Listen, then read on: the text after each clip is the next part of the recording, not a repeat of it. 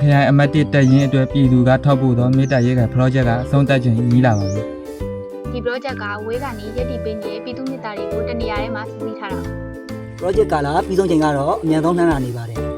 မြေတားကြီးခါကတော့နောက်ဆုံးမိနစ်အထိပါဝင်နိုင်ပါသေးတယ်